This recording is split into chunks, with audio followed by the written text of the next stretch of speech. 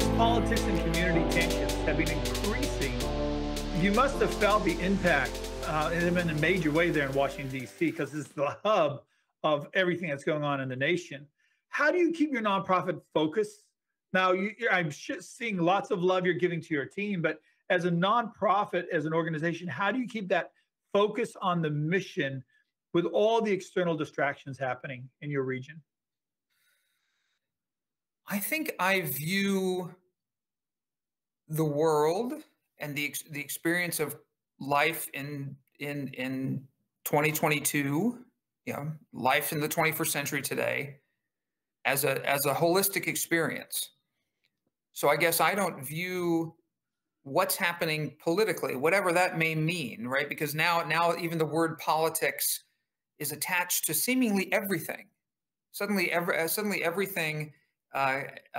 People are more willing than ever to attach this moniker, this notion of something being political or having to do with politics to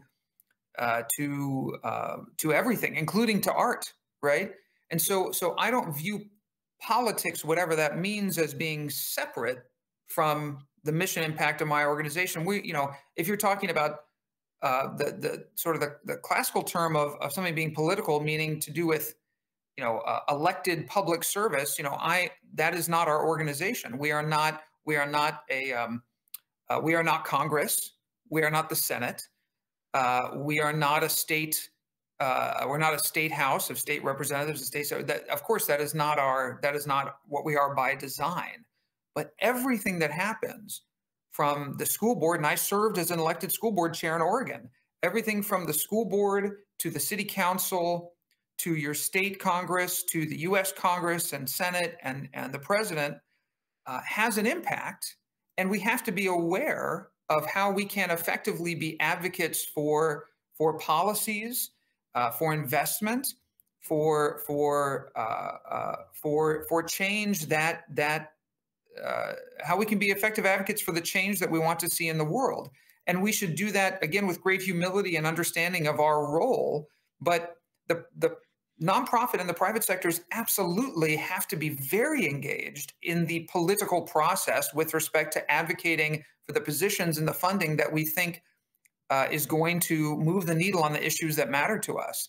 And we need to do so in a way that is in accordance with the law, that is in accordance with that plays its role alongside the rest of continuum of programs that we do.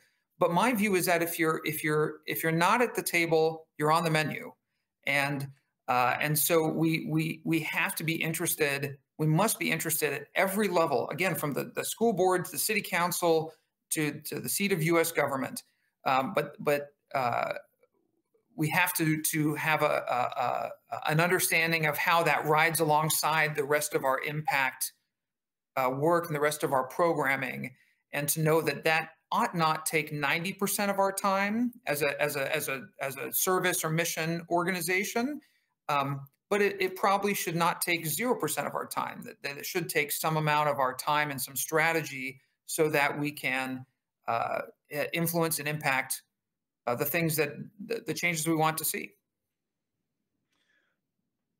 Man, that you unpacked an awful lot.